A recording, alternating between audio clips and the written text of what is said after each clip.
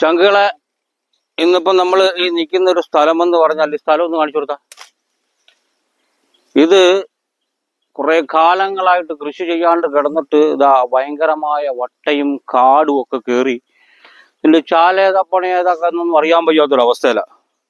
അപ്പൊ നമ്മൾ ഇന്ന് ഒരു സന്തോഷ വാർത്ത പറയാനുള്ളത്, നമ്മുടെ ഫേസ്ബുക്കിന്റെ വരുമാനം ഇന്ന് ആദ്യമായിട്ട് നമ്മുടെ അക്കൗണ്ടിൽ കയറിയേക്കുന്നു കേട്ടോ. പിന്നെ ഇതിനകത്ത് നമ്മളിപ്പോ ഒരു പ്രവാസ ജീവിതം എന്തായാലും മുന്നോട്ട് പോകും. ഇതിനിടയ്ക്ക് ഞാൻ ഒരു വീഡിയോ ഇട്ടിരുന്നല്ലോ, പറഞ്ഞിരുന്നു ചിലപ്പോൾ കയറി പോകാൻ സാധ്യതയുണ്ടെന്ന്. ഇത് കണ്ടോ? അപ്പം നമുക്ക് പോകാൻ വയ്യാത്ത അവസ്ഥയല്ല. കാരണം ഇത് ഇങ്ങനെ നടക്കുന്നെങ്കിൽ ഈ നടക്കുന്നതൊക്കെ നമ്മുടെ ഡിസ്കിനൊരു ചെറിയ അകൽച്ചയെന്ന്. അപ്പൊ തെറാപ്പി ചെയ്തിട്ടാ എല്ലാ ദിവസവും വന്ന് വയലിൽ ചാടിക്കൊണ്ടിരിക്കുന്നത്, റെസ്റ്റ് എടുക്കാനും ഒക്കെ പറയുന്നു. അതുകൊണ്ട് പ്രവാസികൾക്കറിയാം ഗൾഫിലെ ജീവിതം. അവിടെ നേരം വെളുത്താൽ നമുക്ക് അവിടുത്തെ ഏറ്റവും വലിയ കാര്യം എന്ന് പറഞ്ഞാൽ ഡ്യൂട്ടി, ജോലിക്ക് പോക്കല്ലാതെ അവിടെ തെണ്ണവും തീനൊന്നും പറഞ്ഞിട്ട് കാര്യമില്ല. അപ്പൊ അതുകൊണ്ട് നമ്മൾ എന്തായാലും ഇപ്പം നിങ്ങളുടെ സപ്പോർട്ടൊക്കെ ഉണ്ടെങ്കിൽ നമുക്ക് യൂട്യൂബിലോ അല്ലെങ്കിൽ ഫേസ്ബുക്കിലോ ഒക്കെ ആയിട്ട് വീഡിയോയും ഈ കിടക്കുന്നൊരു ഭാഗം ലെവലാക്കി എടുക്കണം. അവരുമായിട്ടൊന്ന് സംസാരിച്ചൊക്കെ നോക്കാറുണ്ട്. എങ്ങനെ നമ്മളുമായിട്ടൊരു ധാരണയിൽ വന്നാൽ മാത്രമേ നടക്കൂ. ഇതിനകത്ത് എനിക്ക് എൻ്റെ കണക്കൂട്ടലിൽ തന്നെ 1,00,000 രൂപയ്ക്ക് മേലെ ചെലവാക്കിയാലേ എന്തെങ്കിലും ഒരു വിത്തെങ്കിലും കുത്താൻ പറ്റൂ. അപ്പൊ അതുകൊണ്ട് ഇതൊക്കെ മൊത്തം ഉപ്പനച്ചിയൊക്കെ വലിയ ഷൂ ഒക്കെ ഇട്ടൊക്കെ കയറാൻ പറ്റൂ. അപ്പൊ അതുകൊണ്ട് ഇതിനകത്ത് നമ്മൾ പന്നിയുടെ ശല്യവും കൂടെ ഒന്ന് നോക്കാനുണ്ട്. പന്നി ശല്യം എന്ന് പറയാൻ ഫുള്ള് മറച്ചേ പറ്റും. ഇത് ഇത്രയും വൃത്തിയാക്കി മറച്ചൊക്കെ എടുത്ത് വരുമ്പോൾ നല്ല 1,00,000 രൂപയിൽ നിൽക്കുമെന്ന് തന്നെ ഡൗട്ടാ, നമ്മൾ എന്തെങ്കിലും ചെയ്തു വരുമ്പോൾ. അപ്പോൾ ഇതിൻ്റെ ഇടയ്ക്ക് കുറേ പേര് എന്നോട് ഒന്ന് രണ്ട് ചങ്ങാതിമാർ, ഇപ്പം നമ്മുടെ വീഡിയോയൊക്കെ കണ്ടുവന്ന ചങ്ങാതിമാരാ ഗൾഫിൽ നിന്ന് വിളിച്ചിട്ട് ചോദിക്കുന്നത് നാട്ടിലെങ്ങാനും വന്നാൽ കൃഷി ചെയ്ത് ജീവിക്കാൻ പറ്റുമെന്ന്. ചങ്കുകളെ ഞാനൊക്കെ ഇവിടെ വന്ന് എങ്ങനെയോ ഒന്ന് സെറ്റായി പോയതാ എന്ന് വിചാരിച്ചിട്ട് സെറ്റായിട്ടില്ല. സെറ്റാവാനുള്ള ഒരു ഓട്ടത്തില്ല. അപ്പോൾ സെറ്റാവാൻ വേണ്ടിയിട്ടാണ് കയറി പോകാമെന്നൊക്കെ വിചാരിച്ച. അപ്പൊ വന്ന് കൃഷി വന്ന് ചെയ്താലോ എന്നൊക്കെ ചോദിക്കുന്നവർ ഇതൊക്കെ കാണണം. ഇതൊക്കെയാണ് അനുഭവം. ഇതൊക്കെ നമ്മൾ ചെയ്ത് ഈ വിത്ത് കുത്തുന്നതൊക്കെ നമുക്ക് കിട്ടുന്നോ ഇല്ലോ എന്നൊന്നും അറിയില്ല. അപ്പൊ അതുകൊണ്ട് ഒന്ന് ശ്രമിച്ചു നോക്കാം. ഇതിന്റെ അഭിപ്രായം നിങ്ങളും കൂടെ ഒക്കെ പറയും. ഇവിടുത്തെ കൃഷിക്കാർ പ്രവാസികളല്ല, അവർക്ക് അറിയില്ല. അവര് കുറെ പേര് വന്ന് ചെയ്യാൻ നിൽക്കുന്നുണ്ട്. അപ്പൊ ഓക്കെ, ബാക്കി ഇതിന്റെ ഓരോ ഭാഗങ്ങൾ ഞങ്ങൾ വരുമ്പം കാണിച്ചു തരാം.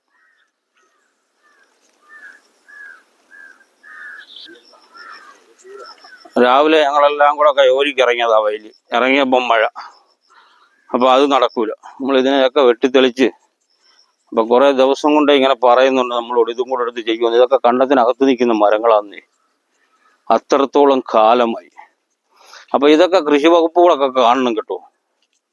കൃഷി വകുപ്പുകളൊക്കെ കണ്ട്, കൃഷി വകുപ്പോ പഞ്ചായത്തോ ഒക്കെ കണ്ട് നമ്മൾ ഇതിനു വേണ്ടി ഇറങ്ങി തിരിക്കുന്നെങ്കിൽ നമ്മളെ നല്ലതുപോലെ ഒന്ന് ഹെൽപ്പ് ചെയ്തോണേ.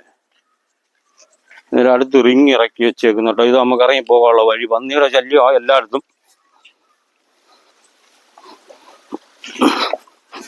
ഇതാണ് ഫ്ലോട്ട് എന്ന് പറഞ്ഞാൽ അതിന്റെ സൈഡിൽ കൂടി വഴിയുണ്ട്.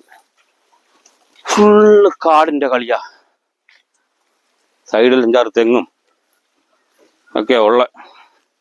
നമ്മളിതിപ്പം ആദ്യമായി ഒന്ന് നോക്കാനും കാണാനും ഒക്കെ ഇറങ്ങിയതാ. ഓ, ഇതിനെയൊക്കെ തെളിച്ചു വരുമ്പോ എന്തുമാത്രം പൈസയാവും.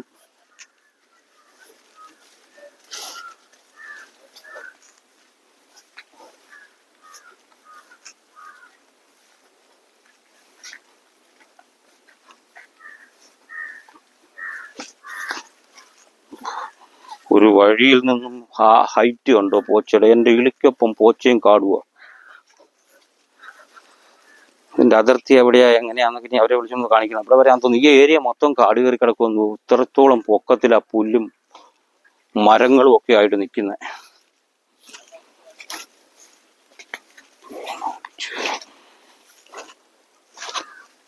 ഓ,